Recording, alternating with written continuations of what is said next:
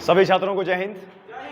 और देखिए, कल का जो हमारा मृदा का टॉपिक था, भारतीय मृदा का टॉपिक, वो आधा रह गया था, एक पार्ट उसका बन गया था। अब दूसरा पार्ट हम लोग बनाएंगे आज से, ठीक है। सनराइज करियर एकेडमी और चित्रकूट की धरती से शिक्षा के क्षेत्र में क्रांति। सबसे पहले आप सभी लोगों को एक बार अवगत करा दें कि आज कितनी तारीख है। आज 31 तारीख है, 31 अगस्त 2022। 5 अगस्त यानी शिक्षक दिवस के दिन, 5 सितंबर शिक्षक दिवस के दिन एकेडमी में एसएससी जीडी एकेडमी में एसएससी जीडी 2022 और उत्तर प्रदेश पुलिस भर्ती 2022 के नए बैच चलाए जाएंगे 2 शिफ्टों में। पहला शिफ्ट क्या होगा हमारा 9 से 12 एसएससी जीडी और यूपी पुलिस, और दूसरा शिफ्ट क्या होगा हमारा 3 से 6। जो 12 से 3 का शिफ्ट है ये अग्निवीरों के लिए है, इंडियन आर्मी के जवानों के लिए है। जो अग्निवीर की तैयारी कर रहे हैं उनका स्लॉट है 12 से 3। तो जो नए बैच चलेंगे एकदम शून्य लेवल से चलेंगे, शून्य स्तर से चलेंगे। जो भी छात्र आगामी 75,000 पद एसएससी जीडी में तैयारी करना चाहता है, जिसमें क्या क्या शामिल है, BSF, CRPF, CISF, ITBP, NIA, Assam rifle और भी तमाम डिपार्टमेंट शामिल हैं। इसकी तैयारी 5 सितंबर शून्य स्तर से कराई जाएगी। आगामी 40,000 पद उत्तर प्रदेश पुलिस की तैयारी 9 से 12, 5 सितंबर और 3 से 6। चलिए, ये तो हो गया प्रचार।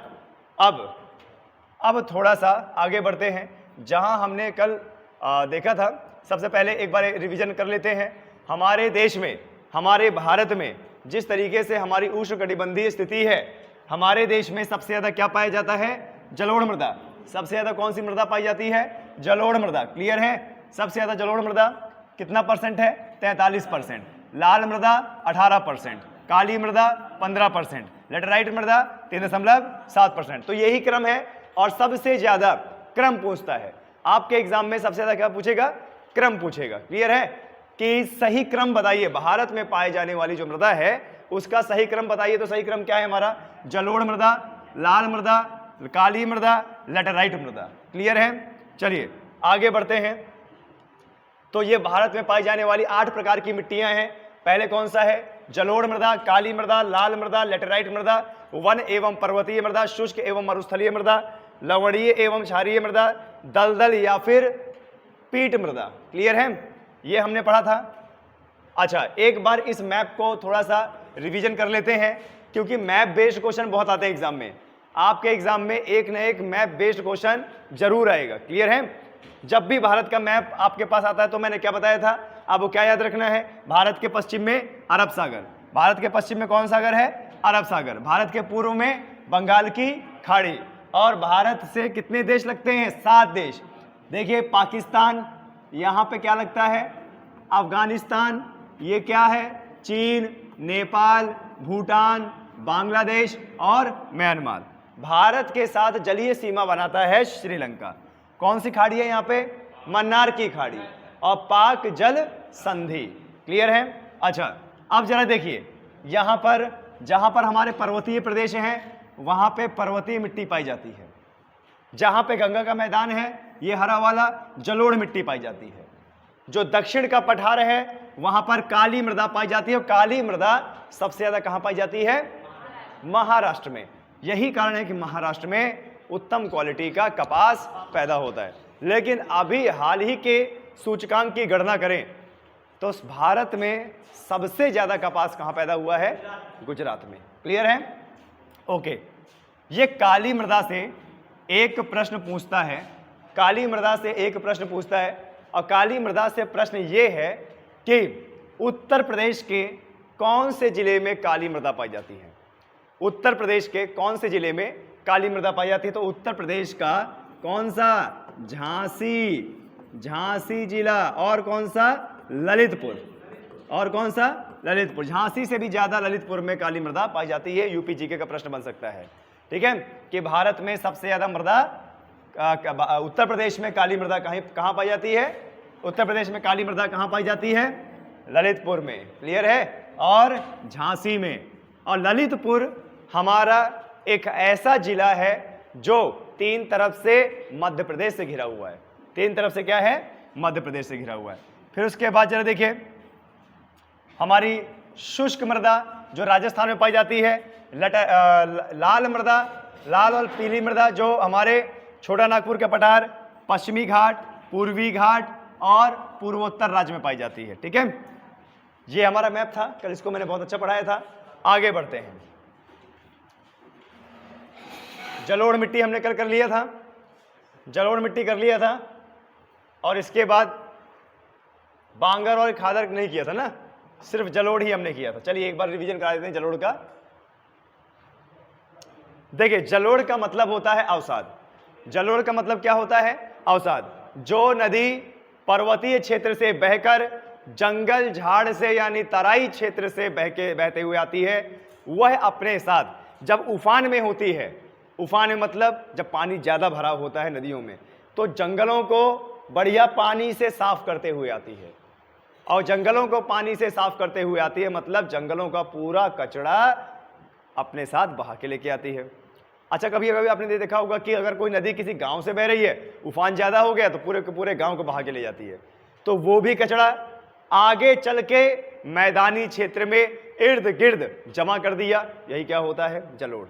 यानी मैदानी क्षेत्र में जो नदियां बह रही हैं उनके द्वारा लाई गई मिट्टी कौन सी मिट्टी है? जलोढ़ मृदा। और जलोढ़ मृदा यानी अवसाद, यानी कचरा। क्लियर है? कौन सा कचरा? नदियों द्वारा बहा के। अब क्यों इसमें सबसे ज्यादा खनिज पदार्थ की मात्रा होती है? अच्छा, खेतों के लिए सबसे बढ़िया उर्वरक क्या होता है? जो जैविक उर्वरक हो, जैसे पेड़ पौधे पत्ते। जैसे आप रोजाना सब्जी अगर काटते हो, छीलते हो, तो जो कचरा बच जाता है वो सूख जाए, सूखने के बाद सड़ जाए, तो वही सबसे ज्यादा उर्वरक, अच्छा उर्वरक होता है। अब आप बताइए जंगलों में कितनी पत्तियां गिरती होंगी, कितनी पत्तियां गिरती होंगी, टहनियां गिरती होंगी, कीड़े मकोड़े मरते होंगे, पे और थोड़े बड़े जीव मरते होंगे, और मरने के बाद धरती में विलीन हो जाते हैं, गल जाते हैं, और वही पानी के साथ बह के मैदानी क्षेत्र में आ जाते हैं। तो वही सबसे बड़ा और सबसे अच्छा उर्वरक है। जलोढ़ में आ जाता है, जलोढ़ के साथ साथ मैदानी क्षेत्र में आ जाता है, और मैदानी क्षेत्र में इर्द गिर्द जमा हो जाता है। लो, हो गई मिट्टी उपजाऊ। क्लियर है? आया समझ में? जलोढ़ मृदा की प्रमुख विशेषता तथा प्राप्ति स्थल। जलोढ़ मृदा को दोमट मिट्टी, कांप मिट्टी या कछारी मिट्टी भी कहा जाता है। कौन सी मिट्टी? कछारी मिट्टी। क्लियर है? क्या बोला जा रहा है? जलोढ़ मिट्टी को क्या बोला जा रहा है? दोमट बोला जाता है, या कांप मिट्टी या कछारी मिट्टी बोला जाता है। जलोढ़ मृदा भारत के सर्वाधिक क्षेत्र में पाई जाती है। ये एग्जाम्पल में आपका बन सकता है, एग्जाम में बन सकता है कि भारत में सबसे ज्यादा कौन सी मिट्टी पाई जाती है? जलोढ़ मृदा। ये परसेंटेज गलत है। यहाँ पे कितना होना चाहिए? 43%। ठीक है, यह भारत के करीब 43% क्षेत्रफल पर पाई जाती है। ठीक है, आगे देखिए, इन मिट्टियों का निर्माण नदियों के द्वारा अपने मार्ग में मलबा निक्षेप द्वारा किया गया। कैसे? मलबा निक्षेप। मलबा निक्षेप का मतलब क्या होता है? मलबा क्या होता है? अवसाद है ना। अब ये बताइए, जैसे ट्विंस टावर को गिराया गया, तो ट्विंस टावर गिराया गया तो जो भी उसके टूटे फूटे मटेरियल रहा होगा वही तो मलबा है ना। कचरा मलबा लाके बहा के इर्द गिर्द इकट्ठा कर देती है। जलोढ़ मिट्टी में फास्फोरस, नाइट्रोजन और ह्यूमस की मात्रा कम होती है। वैसे आपको बता दें, अत्यधिक मिट्टी में ये जो फास्फोरस है, नाइट्रोजन है, ह्यूमस है, इसकी मात्रा कम पाई जाती है। यही कारण है कि फास्फोरस, नाइट्रोजन और ह्यूमस को बढ़ाने के लिए हम जो उर्वरक हमें सरकार देती है, आपने सुना होगा यूरिया, डीएपी, नाइट्रोजन वाला फास्फोरस, जिंक सल्फास, इनको डालने से हमारे खेत की उर्वरक क्षमता बढ़ती है। पर ये तो रसायन है, इनऑर्गेनिक है। इनऑर्गेनिक मतलब बाकायदा इनको इंडस्ट्री में बनाया जाता है, ये रसायन है। अब देखिए, हम लोग क्या करते हैं, अपने खेत की उर्वरकता बढ़ाने के लिए, कीट मकोड़ों को मारने के लिए हम ले आते हैं खाद, और खाद डाल देते हैं खेत में। अब ये बताइए, खेत में खाद भी डाल रहे हैं, पानी भी डाल रहे हैं, तो जो खाद है वह पानी में घुल जाएगी, और घुल जाएगी तो पौधे पानी का अवशोषण करेंगे, पानी का अवशोषण करेंगे तो पानी के गुणों का भी अवशोषण करेंगे। यानी इनडायरेक्टली बोल सकते हैं कि पौधों में जो हम खाद खरीदते हैं वही तो जा रहा है पौधों में, जड़ों के माध्यम से, और वो पौधा जब बड़ा हो जाता है, फसल बन जाता है, दाने निकल आते हैं, वही दाना हम खा लेते हैं। यानी हम क्या कह सकते हैं कि इनडायरेक्टली हमारे शरीर में खाद ही जा रहा है। यही कारण है कि पहले के जो मानव हुआ करते थे वो बहुत बड़े तंदुरुस्त हुआ करते थे, लंबी हाइट हुआ करती थी। अब के जो मानव है वो इतनी ज़्यादा हाइट नहीं होती है और एक न एक बीमारियां लगी रहती हैं। बीमारियां लगने का कारण ये है कि हमारी बॉडी में तीनों टाइम खाद्य पदार्थ जा रहा है लेकिन रसायन भी जा रहा है। बताइए, सही बात है? कितना लाइन लगाते हैं मंडी में और खाद लेते हैं, जिंक, पोटाश ये सब मिलाते हैं और उसमें क्या लिखा रहता है? क्या लिखा रहता है? यह खाद्य योग्य नहीं है, यानी इसको खाना नहीं है। लेकिन खा तो वही रहे हैं ना। मिट्टी में डाल दिया, पौधा बड़ा हो गया, अब जड़ें क्या करती हैं? अवशोषण का काम करती है ना। अगर जड़ें अवशोषण का काम करती हैं तो जरा मुझे बताइए, क्या उस खाद का पदार्थ नहीं करेंगी? जो खाद है उसका पदार्थ भी तो अवशोषण होगा, वही हम खा लेते हैं। चलो मानते हैं कि दाना है, दाना सूख जाता है, सूखने के बाद हम खाते हैं। जो फसल होती है गेहूं, चावल, जब ये मृत हो जाते हैं तब हम खाते हैं। लेकिन पालक, धनिया, जो हरी सब्जियां हैं, इनको तो हम बस खेत से लाए, काटा और खाया ना। तो आप बताएं, जो धान होता है, फसल होती है, उसमें तो लेट है, यानी वो पदार्थ हमारे बॉडी में लेट में आते हैं। लेकिन तुरंत जो पदार्थ आ जाते हैं वो किसमें? हरी सब्जियां खाने से। तो ये हिदायत दी जाती है कि इनऑर्गेनिक खाद का इस्तेमाल ना करके जैविक खाद का इस्तेमाल करें। और आपको बता दें सबसे बढ़िया खाद कौन सी होती है? सबसे बढ़िया खाद क्या होती है? देखिए आपको बता दें, जैसे आपके घर का रोजाना कचरा जो होता है ना, जैसे आप सब्जियां काटते हैं, प्याज का छिलका, ये सब, इनको एक गड्ढे में डाल दिया कीजिए। ठीक है, रोज का रोज गड्ढे में डाल दिया कीजिए। जो गाय भैंस का गोबर होता है इसको एक गड्ढे में डालिए। ठीक है, ये यहाँ तक कि जो मनुष्य का मल होता है उसको भी एक गड्ढे में डालिए और पानी डालते रहिए। कई दिनों में पानी डालने के बाद वह सड़ जाएगा। सड़ने के बाद उसी को निकाल के अपने खेतों में डाल दीजिए, आपके खेत की उर्वरक क्षमता बढ़ जाएगी।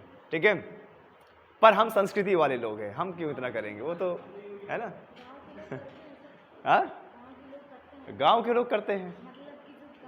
हाँ, गोबर की खाद बना रहे हैं ना। तुम मेरा इशारा नहीं समझे।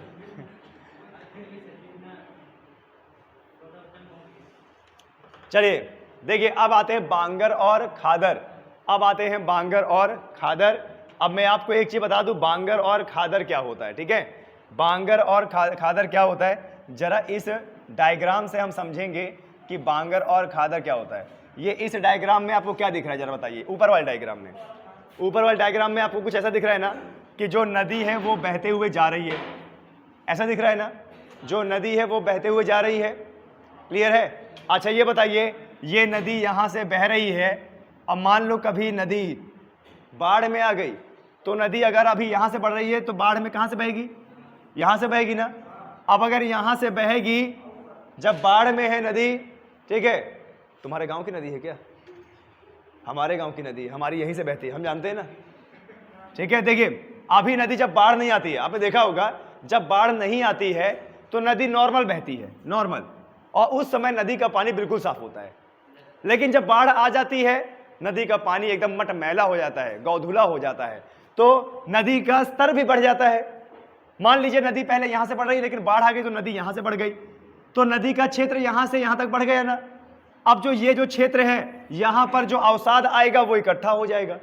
यहां पे पहले पुरानी मिट्टी थी, अवसाद आ गया तो यहां की मिट्टी क्या हो जाएगी? नई हो जाएगी ना। और नई मिट्टी में ज्यादा अवसाद होगा, ज्यादा जलोढ़ होगा, यानी ज्यादा उपजाऊ होगी। तो जो नई मिट्टी हर साल बनती है उसी को बोलते हैं क्या? खादर। क्या बोलते हैं? खादर। बाढ़ के समय जब पानी ज्यादा भराव हो जाता है और पानी नदी अपने वास्तविक स्तर से थोड़ा बढ़ जाती है और हर साल नई मिट्टी का निर्माण करती है, वही नई मिट्टी क्या होती है? खादर। अब जैसे मान लीजिए बाढ़ सिर्फ इतनी ही आ रही है कि यहाँ का स्तर यहाँ से स्तर से ऊंचे नहीं जा रही है। समझिएगा ध्यान से। मान लीजिए पहले नदी यहाँ से बह रही थी, अब बाढ़ आई तो सिर्फ यहीं तक आ पा रही है। बाढ़ भी आगे नदी में तो यहीं तक आ पा रही है, इससे इधर ऊंचाई में नहीं जा पा रही है, इससे इधर ऊंचाई में नहीं जा पा रही है। और ये ऊंचाई वाली मिट्टी, यहां पर भी तो कभी बाढ़ आई होगी, है ना, लेकिन अब नहीं आ पा रही है। क्यों? पानी बरसता नहीं, बाढ़ उतनी होती नहीं, तो नदी अपने वास्तविक क्षेत्र से इतना आ जाती है और यहां तक नहीं आ पाती। लेकिन ये जो मिट्टी, ये जो कगर, ये जो ऊंचाई वाला क्षेत्र बना है, ये पहले कभी ना कभी नदी से बना होगा और नदी पहले यहां के स्तर तक आई होगी, यानी ये भी जलोढ़ कहलाएगा। क्या कहलाएगा? जलोढ़ कहलाएगा। लेकिन ये कैसा जलोढ़ होगा? पुराना जलोढ़, कि पहले कभी नदी आई होगी, जलोढ़ जमा कर दिया होगा, अब नदी उतने स्तर से नहीं बहती, नदी सिर्फ अपने स्तर से यहां तक बहती है। तो जो ये पुराना जलोढ़ होता है यही क्या होता है? बांगर। और जो नया जलोढ़ होता है यही क्या होता है? खादर। अब आप जरा मुझे बताएं, अगर बाढ़ का पानी बांगर तक नहीं पहुंच पा रहा है, सिर्फ यहीं तक आ पा रहा है, तो जो खादर क्षेत्र है और जो बांगर क्षेत्र है, इन दोनों में सबसे ज्यादा उपजाऊ कौन होगा? खादर होगा। खादर होगा ना? क्यों? क्योंकि यहां की तो हर साल मिट्टी क्या है? नई हो रही है। बाढ़ के कारण यहां पर हर साल नई मिट्टी बन रही है, नया जलोढ़ आ रहा है और नए खनिज पदार्थ आ रहे हैं। तो खादर सबसे ज्यादा उपजाऊ होता है। यहां पर आपके एग्जाम में आता है कि इनमें से कौन सा क्षेत्र ज्यादा उपजाऊ होता है, तो ध्यान दीजिएगा, उसमें बांगड़ भी बोलेगा, तराई भी बोलेगा, लेकिन आपको खादर क्षेत्र बताना है। कौन क्षेत्र? खादर क्षेत्र। खादर क्षेत्र का ये भी क्वेश्चन पूछता है आईएएस में कि खादर क्षेत्र का सबसे ज्यादा उपजाऊ होने का कारण क्या है? हर साल नवीनतम मृदा वहां मिलती है। हर साल क्या है? नवीनतम मृदा मिलती है। अच्छा, ये भी पूछता है कि बांगड़ क्या होता है, और बांगड़ को किस नाम से जाना जाता है? जहां पर बाढ़ का पानी नहीं पहुंच पाता वही होता है पुराना जलोढ़ या बांगड़। बांगड़ को पुराना जलोढ़ के नाम से भी जाना जाता है, और बांगड़ क्षेत्र खादर क्षेत्र से कम उपजाऊ होता है। अच्छे समझ में आया? किसी को कोई डाउट है? देखिए, आपने देखा होगा अक्सर यहाँ जो नदी बहती है, ठीक है, इसको मैं थोड़ा सा, आपने देखा होगा नदी जो बहती है तो कहीं कहीं पे देखा होगा मौसमी नदी है, तो वहाँ पे जो कगर है ना वो ऐसे होते हैं, ऐसे यहाँ से नदी बहती है और एकदम से खड़ी ढाल होती है ऐसे करके, ये मौसमी नदियाँ होती हैं। जो 12 मासी नदियाँ होती हैं ना, उसका जो पार्ट होता है, बहने का तरीका होता है, वो ऐसे होता है। मतलब यहाँ से नदी बह रही है और उसकी जो ढाल होती है वो धीरे धीरे ऊपर बढ़ती है, धीरे धीरे कगर होता है, और यहाँ से नदियाँ ऐसे बह रही है ये। अब आप बताइए, मान लीजिए बाढ़ अगर आती है तो कहाँ तक भर जाएगा पानी? ये वाला क्षेत्र है ना, तो यहाँ से लेके ये वाला क्षेत्र जो नया हो गया हर साल, यही क्या होता है? खादर। अच्छा, बाढ़ का पानी और ऊपर तक नहीं जा पाया, ये और ऊपर तक नहीं जा पाया। अब बाढ़ का पानी अगर यहाँ नहीं जा पाएगा तो यहाँ की मिट्टी नई नहीं हो पाएगी, नई नहीं बन पाएगी, तो यही क्षेत्र क्या होता है? बांगड़। ठीक है, आए समझ में? और ये वाला क्षेत्र ज़्यादा उपजाऊ होता है। यही कारण है कि यहाँ पर लोग 12 मासी क्या करते हैं? सब्जियाँ उगाते हैं। ठीक है, और जनवरी फरवरी में ककड़ी और तरबूजा खरबूजा ये सब बो देंगे तो आपको गर्मियों में खाने को मिल जाता है ना। आपने देखा होगा कि जब मार्च अप्रैल आता है तो कितने सारे तरबूज देखने को मिल जाते हैं। ठीक है, और आपने देखा होगा ये जो इस मौसम के जो फ्रूट होते हैं उसमें अत्यधिक मात्रा में क्या होता है? पानी होता है। और आपने देखा होगा जैसे ककड़ी है और तरबूज है, खरबूज है, ये रेतीली ज़मीन में ज़्यादा होता है, बलुई मिट्टी में ज़्यादा होता है। अभी आप बताइए, यहाँ से नदी बह के जा रही है और नदी में कंकड़ पत्थर सब होता है, नदी में बालू निकलती है, तो नदी जब उफान में आती होगी तो बालू भी तो यहाँ पे गिराती होगी। यही कारण है कि नदी के किनारे अच्छी उत्तम क्वालिटी के खरबूजा, तरबूजा, ककड़ी ये सब होता है, खीरा भी। क्लियर है? बढ़ें आगे।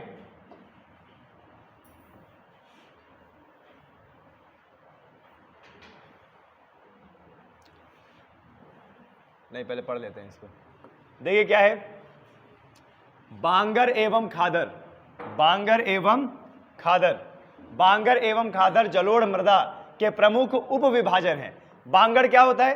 पुरानी जलोढ़ मिट्टी को कहते हैं, जहां पर बाढ़ का पानी नहीं पहुंच पाता वो क्या होता है? पुरानी जलोढ़। ठीक है, जबकि खादर क्या होता है? नवीन जलोढ़, जहां पर हर साल बाढ़ का पानी पहुंचता है वही क्या होता है? खादर। जलोढ़ मृदा भारत के उत्तरी मैदानी भागों में पश्चिम से सतलज नदी से लेकर ब्रह्मपुत्र नदी तक फैलाव है, घाटी तक विस्तृत है। आए समझ में? क्लियर है? आप लोगों को अपने गांव की नदी याद आ रही होगी, आ रही है याद? अरे बिल्कुल याद आ रही होगी, ठीक है। अब पढ़ते हैं काली मृदा। अब क्या पढ़ते हैं? काली मृदा। जो काली मृदा है, ब्लैक सॉइल, इसको रेगुर मिट्टी भी कहा जाता है। कौन सी मिट्टी? रेगुर मिट्टी भी कहा जाता है। और यह ज्वालामुखी के निर्माण से बनती है। और कौन से लावा से बनती है? बेसाल्टिक लावा से बनती है। बेसाल्टिक लावा जब देखो क्या होता है, ज्वालामुखी से लावा बाहर आ गया, अब बाहर आने के बाद वह वातावरण में आ गया। धरती के ऊपर अगर कोई व्यक्ति आया है तो धरती में उसे पानी, बारिश, मौसम, तापमान, ठंडी हवाएं, ये सब सहना पड़ेगा। उस लावा का पानी की वजह से, बारिश की वजह से, नदियों की वजह से, हवाओं की वजह से, तापमान की वजह से छोटा छोटा धीरे धीरे क्षरण होता रहता है, कटता रहता है, महीन होती रहती है। और जब वही लावा कट कट के महीन हो गया, तो वही क्या बन गई? मृदा। कौन सी मृदा? काली मृदा बन गई, ब्लैक सॉइल बन गई। और इसकी खासियत क्या होती है काली मृदा की? काली मृदा की जल धारण करने की क्षमता ज्यादा होती है। जल धारण करने का मतलब ये पानी को बांध के रखती है। और यही कारण है कि अगर काली मृदा में आपने एक बार पानी लगा दिया तो दोबारा सींचने की उसको जरूरत नहीं पड़ती। यानी आप बोल सकते हो कि जो काली मृदा होती है यह किसानों की दोस्त होती है, कि चलो भैया एक बार पानी पिला दिया आपने, बाकी अब हम जरूरत नहीं।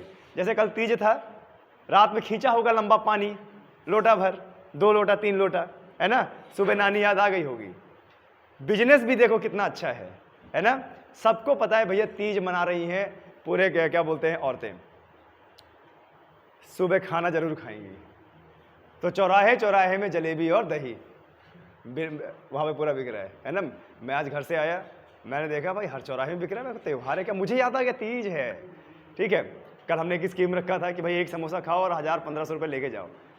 भाई साहब एकेडमी की एक लड़की ने नहीं खाया एक लड़की ने नहीं खाया, नहीं तो कल 1500 लड़की के थे, अगर खा लेते तो। आज कोई स्कीम ही नहीं है, आज कोई स्कीम नहीं है।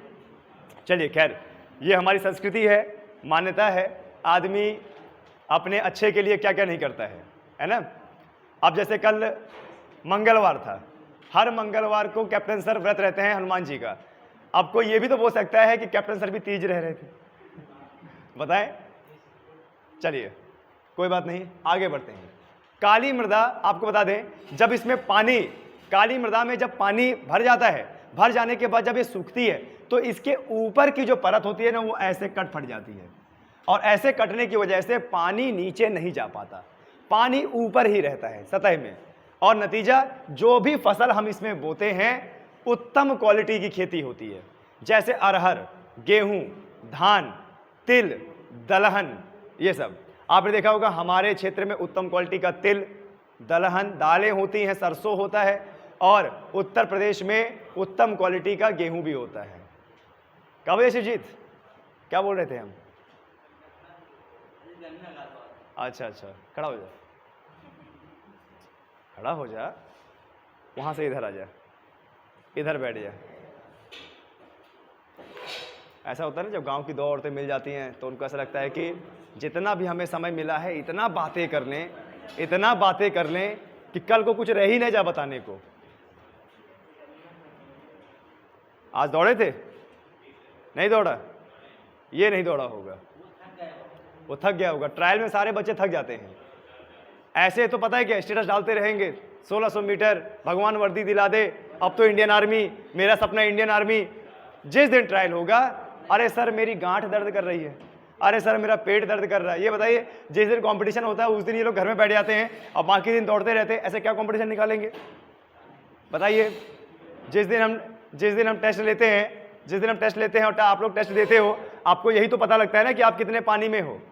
अब बताइए, हम आपको पूरा दिन पढ़ाते रहें, पूरे साल पढ़ाते रहें और टेस्ट ना लें, तो मुझे लगता है आप पेपर नहीं निकाल पाओगे। आपको अपनी गलती का पता ही नहीं चलेगा, आपको अपनी कमजोरी का पता ही नहीं चलेगा। ये बताइए, और जब अपनी कमजोरी का पता नहीं चलेगा तो कोई एग्जाम कैसे निकलेगा? दोस्त, पानी में अगर कूदना है तो पानी का स्तर पता होना चाहिए। आया समझ में? काली मिट्टी को रेगुर मिट्टी भी कहा जाता है। ध्यान दीजिएगा, ये प्रश्न बहुत बार पूछा गया है। काली मिट्टी को क्या बोला जाता है? रेगुर मिट्टी बोला जाता है। क्लियर है? काली मिट्टी का निर्माण बेसाल्ट चट्टानों के द्वारा हुआ है। अब बेसाल्ट चट्टान किससे बनी है? बेसाल्टिक लावा से। ठीक है, इस मिट्टी में आयरन, चूना, मैग्नीशियम, एल्यूमिनियम तत्वों की प्रधानता होती है और यही तो हमें चाहिए बॉडी ग्रोथ करने के लिए। आयरन, ब्लड में आयरन होता है ना हमारे, और चूना से क्या मिलता है? कैल्शियम। क्या मिलता है? कैल्शियम, ऑक्सीजन और हाइड्रोजन, मैग्नीशियम, एल्यूमिनियम तत्व, ये सब मिलते हैं। ठीक है, काली मिट्टी का काला रंग टाइटेनिफरस, इसको लिख लीजिएगा आप लोग। काली मिट्टी का जो काला रंग है वो किसके द्वारा है?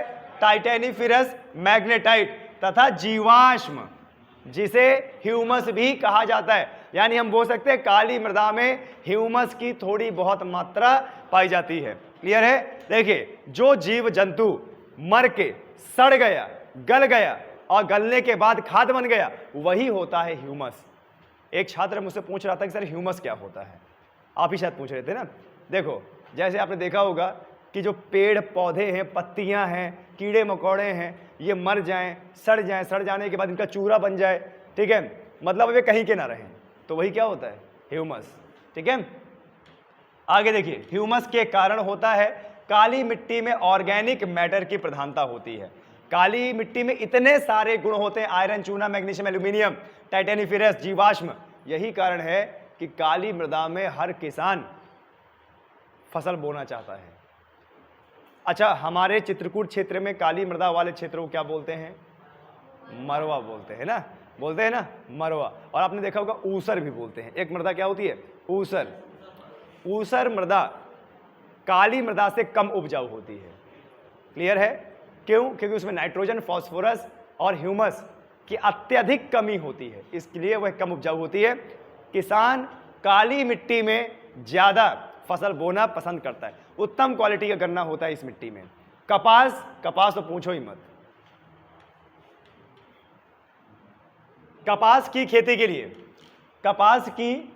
के लिए काली मिट्टी सबसे उपयुक्त मानी जाती है। इसे काली कपासी मिट्टी भी कहा जाता है। आपके एग्जाम में आ सकता है कि इनमें से कौन सी कपासी मिट्टी है, तो कपासी मिट्टी कौन सी होगी? काली मृदा, रेगुर मृदा। ठीक है, अच्छा, काली मृदा को विदेश में क्या बोला जाता है? कल मैंने बताया था, चेरनोजम। क्या बोला जाता है? चेरनोजम। काली मृदा को क्या बोला जाता है? चेरनोजम। ये थोड़ा सा नया शब्द हाल ही में देखने को मिल रहा है, आपके एग्जाम में आ सकता है। क्लियर है कि काली मृदा को और क्या बोला जाता है? चेरनोजम। क्या बोला जाता है? चेरनोजम। क्लियर है? चलिए, जल धारण करने की क्षमता होती है, वाटर होल्डर कैपेसिटी सर्वाधिक काली मिट्टी में होती है। यह भी क्वेश्चन बना था आरओ में कि कौन सी मृदा में जल धारण करने की क्षमता अत्यधिक होती है? काली मिट्टी। क्लियर है? आया समझ में? आगे बढ़ते हैं। भारत में काली मिट्टी का क्षेत्र, भारत में जो है काली मिट्टी का क्षेत्र, भारत की काली मिट्टी कहां पाई जाती है? गुजरात में, महाराष्ट्र, मध्य प्रदेश के पश्चिमी भाग, उड़ीसा के दक्षिणी भाग, कर्नाटक के उत्तरी क्षेत्र में और तमिलनाडु के उत्तरी क्षेत्र में काली मिट्टी पाई जाती है। यूपी में कहां पाई जाती है? बताइए। ललितपुर और क्या? झांसी। अच्छा, देखा जाए तो हमारे चित्रकूट में भी तो काली मृदा है, लेकिन हम चित्रकूट को क्यों नहीं गिनते हैं? क्योंकि प्रतिशत उसका बहुत कम है, इसलिए हम चित्रकूट को नहीं गिनते हैं। ठीक है, आप जरा देखिए, एक मैप में आपको दिखाना चाहूंगा। एक मैप में आपको दिखाऊंगा। देखिए, ये हमारा मैप है। इसमें देखिए जो काली मृदा है, जो काला काला आपको दिख रहा है, वही हमारी क्या है? काली मृदा है। वही क्या है? हमारी काली मृदा है। अब आप जरा देखिए, ये जो काला काला दिख रहा है, यही काली मृदा है। अब काली मृदा का जरा क्षेत्र देखें, मैं हाईलाइट कर रहा हूं, देखते जाइए आप।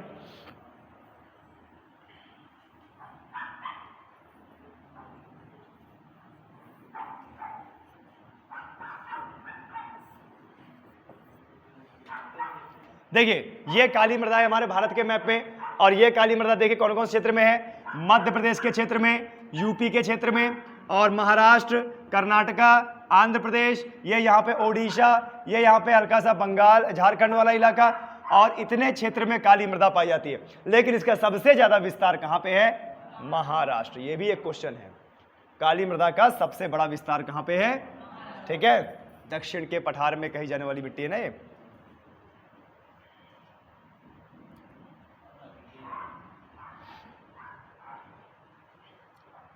भारत में काली मिट्टी के क्षेत्र तो गुजरात है, महाराष्ट्र है। गुजरात में सबसे ज्यादा क्या पैदा हो रहा है आजकल? कपास। दूसरे नंबर पे कौन है? महाराष्ट्र। मध्य प्रदेश के पश्चिमी भाग में, मध्य प्रदेश में सबसे ज्यादा क्या होता है? सोयाबीन। सोयाबीन अनुसंधान केंद्र भी कहां पे है? मध्य प्रदेश। और उड़ीसा के दक्षिणी क्षेत्र, कर्नाटक के उत्तरी क्षेत्र, तमिलनाडु के उत्तरी क्षेत्र काली मिट्टी की प्रमुखता पाई जाती है। ठीक है, आगे बढ़ते हैं। अब बढ़ते हैं लाल मिट्टी। क्या बढ़ते हैं? लाल मिट्टी। लाल देखो, लाल नाम है तो लाल किसकी वजह से है? Fe2O3। इसमें अत्यधिक मात्रा में फेरस ऑक्साइड यानी आयरन ऑक्साइड पाया जाता है। आयरन का फॉर्मूला क्या होता है? Fe2O3। और इसमें एल्यूमिनियम भी पाया जाता है। क्लियर है? जब ध्यान दीजिएगा, आयरन के साथ ऑक्सीजन रिएक्ट कर देता है तो वो ऑक्सीडाइज हो जाता है, यानी जंग लग जाता है, लाल कलर का हो जाता है। इस तरह की कुछ मिट्टी दिखती है, देखिए इस तरह की मिट्टी दिखती है, लाल मृदा। क्लियर है? इन मिट्टियों का निर्माण जलवायु परिवर्तनों के परिणाम स्वरूप होता है। और लाल मिट्टी में मुख्य रूप से सिलिका, क्या? सिलिका, आयरन की अधिकता होती है। लाल मिट्टी का लाल रंग लोहे के ऑक्साइड से होता है। ठीक है, और लाल पीली मिट्टी की उर्वरता काफी क्या है? कम होती है। इसी को हम ऊसर भी बोलते हैं। क्या बोलते हैं? ऊसर। यह अम्लीय प्रवृत्ति की मिट्टी है। इसमें चूना मिलाकर इसकी उर्वरता को कुछ हद तक बढ़ाया जा सकता है। क्लियर है? तो ये आपके लिए इंपॉर्टेंट पॉइंट हो जाता है। ठीक है, हाँ लाल पीली। ठीक है भाई, एल्यूमिनियम भी तो है, चूना भी तो है हल्का सा। ठीक है, खाली सिर्फ सिलिका और आयरन थोड़ी है। मिट्टी में तो बहुत सारे गुण पाए जाते हैं। मिट्टी में वो सारे गुण पाए जाते हैं जो हमारे बॉडी के विकास के लिए जरूरी है। अब देखो, हम पालक वगैरह, पौधे वगैरह, सब्जी वगैरह खाते हैं, इसी से तो ग्रोथ करते हैं। आप जरा बताएं। और ये सब तो पालक कहाँ से लेते हैं? सब्जी कहाँ से लेती है? जमीन से। और जमीन में ऑलरेडी मौजूद है, इसका मतलब हमें मिट्टी खानी चाहिए। लेकिन मिट्टी आप पचा नहीं पाओगे, बात ये है। सब्जियां ही पचा पाओगे। छोटा बच्चा देखा ना, जब चलने लगता है अपने पैर घुटने के बल, ठीक है, तो वो मिट्टी ही खाता रहता है। वो जो मेरा भतीजा है तो चलना शुरू हो गया, तो वो दीवार के पास जाएगा, दीवार की पपड़ी निकालेगा, उसको खाएगा। चलिए आगे बढ़ते हैं। भारत में लाल पीली मिट्टी की प्राप्ति मध्य प्रदेश के पूर्वी भाग में छोटा नागपुर के पठार, पश्चिम बंगाल के उत्तरी पश्चिमी क्षेत्र, उत्तर पूर्वी राज्य में मुख्य रूप से मेघालय के गारो खासी जयंतिया पहाड़ी पर लाल और पीली मिट्टी पाई जाती है। राजस्थान के अरावली पर्वत में लाल मिट्टी पाई जाती है। कर्नाटक के कुछ भागों में लाल मिट्टी पाई जाती है। ठीक है, आया समझ में? ये क्षेत्र आपको बताना है। अब आते हैं कौन सी मिट्टी? लेटेराइट मिट्टी। लेटेराइट मिट्टी, क्लियर है? यह मिट्टियां मानसूनी जलवायु की आर्द्रता एवं शुष्कता के क्रमिक परिवर्तन के परिणाम स्वरूप निर्मित होती है। ठीक है, आपने देखा होगा कि जब मानसून वाला समय आता है हमारे देश में तो बारिश भी होती है, बारिश के साथ क्या? उमस भी होती है, और उमस के कारण उस मिट्टी का जो स्वरूप है वो बदलता है। क्लियर है? लेटेराइट मिट्टी में क्या होता है? आयरन, सिलिकॉन और एल्यूमिनियम। क्या होता है? एल्यूमिनियम। लेटेराइट मिट्टी में उगाई जाने वाली प्रमुख फसलों में क्या क्या आता है? चाय, काजू, इलायची, कॉफी। और ये चीज हमारे यहाँ कहाँ उगती है? पूर्वोत्तर राज्य में और दक्षिण में। जैसे आपने देखा होगा कहाँ उगती है ये? असम में और बंगाल में, और कहाँ पे? मेघालय में, और कहाँ पे? कर्नाटक में। ठीक है, और कहाँ पे? केरल में, और कहाँ पे? तमिल में। ठीक है, तो ये जो कर्नाटक, तमिल और केरल, बंगाल, असम, मेघालय, यहाँ पे कैसी मिट्टी पाई जाती है? लेटेराइट मिट्टी। क्यों? क्योंकि यहाँ पे चाय, काजू और इलायची, कॉफी, मसाले ये सब उत्पन्न होते हैं। क्लियर है? बढ़े आगे। लेटेराइट मिट्टी के 3 प्रकार होते हैं: गहरी लाल लेटेराइट, सफेद लेटेराइट और भूमिगत लेटेराइट। हालांकि ये आपके सिलेबस में नहीं पूछा जाएगा, लेकिन फिर भी आप समझ लीजिए। सफेद लेटेराइट मिट्टी सबसे कम उपजाऊ होती है। इसे केओलिन के नाम से जाना जाता है। इसे केओलिन के नाम से जाना जाता है। भारत में लेटेराइट सॉइल कर्नाटका, केरल प्रमुख रूप से पाया जाता है। महाराष्ट्र में, तमिलनाडु में, मध्य प्रदेश में, पूर्वी क्षेत्र में और असम में। और आपने देखा होगा यही वो इलाके हैं जहां पर उत्तम क्वालिटी का चाय, ठीक है, क्या, कॉफी, और जूट, जूट भी यही होता है ना, जूट, और क्या है, नारियल, और क्या है, मसाला उत्पन्न होता है। क्लियर है? यानी आपके दिमाग में अब तुरंत क्लिक कर जाना चाहिए कि जहां पर मसाले उत्पन्न होते हैं, कॉफी उत्पन्न होती है, चाय उत्पन्न होती है, वहां की मिट्टी कैसी होनी चाहिए, लेटराइट। ठीक है, आपके दिमाग में तुरंत क्लिक कर जाना चाहिए। ठीक है, वन एवं पर्वतीय मिट्टी, वन एवं पर्वतीय मिट्टी, देखिए ये हमारे क्या है, पर्वत है, और पर्वत में किस प्रकार की मिट्टी देखने को मिल रही होगी आपको। ठीक है, देखिए वन एवं पर्वतीय मिट्टी, यह मिट्टियां मुख्य रूप से पर्वतीय भागों में पाई जाती है। तो हमारे देश का पर्वतीय भाग क्या है बताइए, जम्मू कश्मीर, हिमाचल प्रदेश, उत्तराखंड और सिक्किम, अरुणाचल प्रदेश, असम, मेघालय, त्रिपुरा, मिजोरम, मणिपुर, नागालैंड। तो यहाँ पर कैसी मिट्टी पाई जाती है, पर्वतीय और वन एवं पर्वतीय मिट्टी पाई जाती है। इन मिट्टियों में जैविक पदार्थ एवं जीवांश अधिकता में पाए जाते हैं। इन मिट्टियों में क्या है, जो जैविक पदार्थ हैं एवं जीवांश अधिक मात्रा में पाए जाते हैं। क्यों पाए जाते हैं, क्योंकि ये क्या है, ये ऊपर की जो पपड़ी है वो उठ गई, तो इसमें मिट्टी ही मिट्टी, चट्टानी चट्टान पाए जाते हैं। ठीक है, और जैव विविधता बहुत ज्यादा होती है पहाड़ों में, यानी जैविक पदार्थ ज्यादा पाए जाएंगे। यह मिट्टी अम्लीय प्रवृत्ति की होती है। क्यों अम्लीय प्रवृत्ति की होती है, क्योंकि पहाड़ों में अत्यधिक बारिश होती है, और जहां पर बारिश ज्यादा होती है वहां की मिट्टी लवणीय हो जाती है, अम्लीय हो जाती है। ठीक है, आए समझ में? चलिए आगे बढ़ते हैं। आगे क्या है, भारत में वन एवं पर्वतीय मिट्टी कहाँ कहाँ, देखिए जम्मू कश्मीर, उत्तराखंड, सिक्किम, अरुणाचल प्रदेश, हिमालयी भागों में मुख्य रूप से पाई जाती है। आपको बता दें, जैसे कश्मीर है और हिमालय है, उत्तराखंड है, वहाँ पे ऐसे ऐसे पहाड़ पाए जाते हैं, और ऐसे ऐसे पहाड़ों में लोग खेती करते हैं, और इन्हीं पहाड़ों में लोग अपनी भेड़, बकरियां, गाय, याक चराते हैं, और इन्हीं पहाड़ों में जीवन यापन करते हैं। क्लियर है? वहाँ का मौसम झेलना सबके बस की बात नहीं है।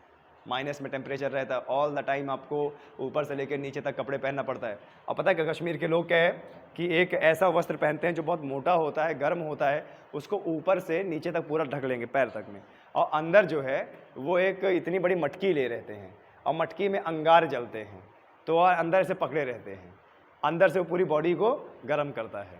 ठीक है, इतनी बड़ी मटकी में, क्योंकि वहाँ ठंड बहुत ज़्यादा है ना, ग्लेशियर नज़दीक है, काराकोरम, लद्दाख, जास्कर, पीर पांचाल और महान हिमालय बहुत नज़दीक है, बहुत ज़्यादा ठंडी होती है, और अत्यधिक ठंडी होने की वजह से उनकी जो चमड़ी है वो अत्यधिक क्या हो गई है, सफ़ेद हो गई है। यहाँ तक कि उनकी चमड़ी से आप रक्त वाहिकाएं भी बहुत अच्छे से देख सकते हो। ठीक है, और बहुत गोरे गोरे लोग पाए जाते हैं। और सबसे अच्छी बात, धारा 370 हटने के बाद बाकी भारत का लड़का वहाँ की लड़कियों से शादी कर सकता है। तो सरकारी नौकरी के बाद देख लीजिएगा अपना लोग। शुष्क एवं मरुस्थलीय, शुष्क एवं मरुस्थलीय, ड्राई एंड डेजर्ट। ठीक है, शुष्क एवं मरुस्थलीय मिट्टी, ड्राई एंड डेजर्ट। देखिए जब भी शुष्क नाम आ जाएगा मतलब वहां पर बारिश नहीं होती है, वहां पर मिट्टी एकदम सूखी है, पानी की मात्रा नहीं है। औसतन कितनी सेंटीमीटर, 10 सेंटीमीटर, और हमारे भारत में औसतन 10 सेंटीमीटर वर्षा तो एक ही जगह होती है, राजस्थान। ठीक है, लेकिन जरूरी नहीं है कि राजस्थान में वर्षा कम हो रही तो राजस्थान में ही शुष्क मिट्टी पाई जा रही है। देखिए जो पंजाब का दक्षिणी क्षेत्र है, पंजाब का दक्षिणी क्षेत्र, हरियाणा का दक्षिणी क्षेत्र और राजस्थान का पश्चिमी क्षेत्र और गुजरात का उत्तरी क्षेत्र, गुजरात का क्या है, उत्तरी क्षेत्र, एक लाइन से सबसे ऊपर पंजाब है, उसके नीचे हरियाणा, उसके नीचे राजस्थान, उसके नीचे गुजरात। तो पंजाब का दक्षिणी क्षेत्र, हरियाणा का दक्षिणी क्षेत्र, राजस्थान का पश्चिमी और दक्षिणी क्षेत्र और गुजरात का उत्तरी क्षेत्र, यहाँ पे पूरा क्या पाया जाता है, शुष्क और मरुस्थलीय। थोड़ा सा अभी इसको मैप में देखते हैं। देखिए ये मैप है, ये मैप है। अब देखिए जरा इसमें जरा देखिए, ये हमारा क्या है, राजस्थान, ये इधर पंजाब है, तो पंजाब का दक्षिणी क्षेत्र, हरियाणा का दक्षिणी क्षेत्र और राजस्थान का पूरा पश्चिमी क्षेत्र, मध्य क्षेत्र और गुजरात का उत्तरी क्षेत्र। यहाँ पे कैसी शुष्क मृदा पाई जा रही है, कैसी शुष्क मृदा पाई जा रही है। आए समझ में, सूखी मृदा। ठीक है, क्या पाई जा रही है यहाँ पे, सूखी मृदा पाई जा रही है। ठीक है,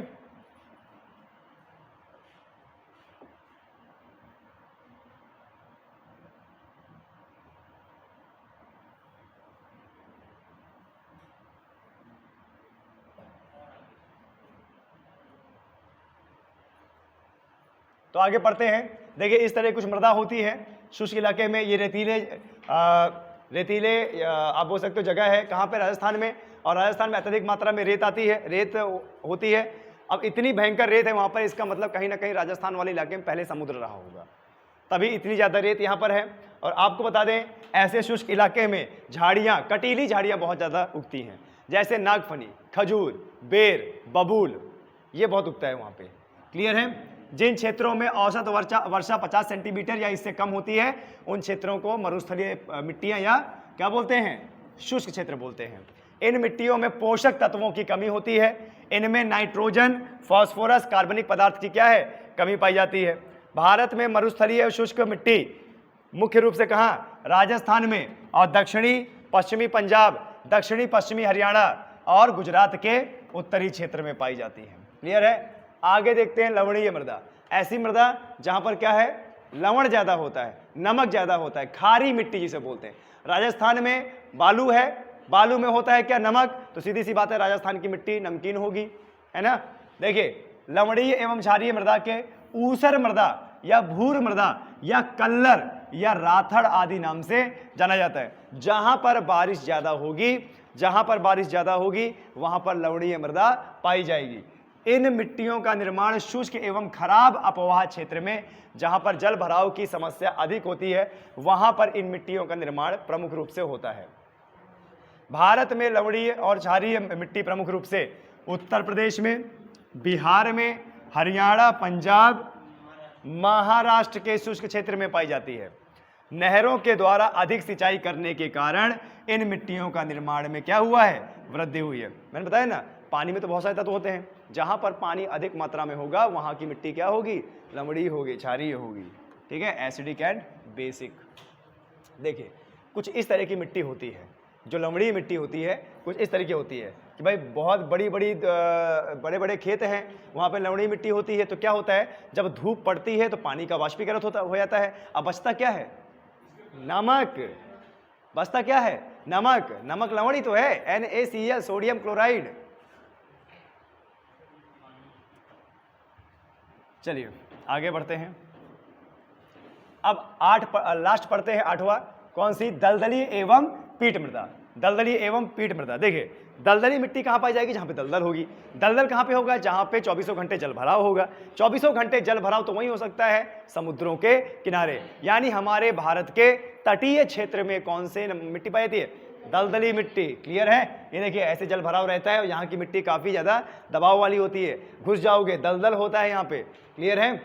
इन मिट्टी में जैव पदार्थ सर्वाधिक मात्रा में पाए जाते हैं। जलाक्रांत, वाटर लॉजिंग, ठीक है, एनारोबिक सिचुएशन में इनका निर्माण होता है। दलदली मिट्टी मुख्य रूप से ओडिशा, पश्चिम बंगाल, तमिलनाडु के तटीय क्षेत्र में पाई जाती है। हालांकि पश्चिम घाट में भी पाई जाती है, वो भी तो तट है। ठीक है? जैसे आपका पूरा रण का कच्छ का रण जो भी है पूरा क्या है? दलदल है ना, पूरा दलदल तो है, दलदली वन पाए जाते हैं वहां पे। समुद्र तट क्षेत्रों में इन मिट्टियों में जो वनस्पति पाई जाती है उसमें क्या है? मैंग्रोव वनस्पति। मैंग्रोव वन कहाँ उगता है? दलदलीय क्षेत्र में। कहाँ उगता है? दलदलीय क्षेत्र में। जैसे सुंदरबन का डेल्टा, मैंग्रोव वन पाए जाते हैं। मैंग्रोव वन में सबसे उत्तम क्वालिटी कौन सा पेड़ होता है? सागवन। क्या है? सागवन। और इन्हीं जंगलों में जूट की खेती भी होती है। किसकी खेती? जूट की खेती। तो यहां से हमारा लेक्चर समाप्त। अब आपका नेक्स्ट लेक्चर होगा सर के द्वारा।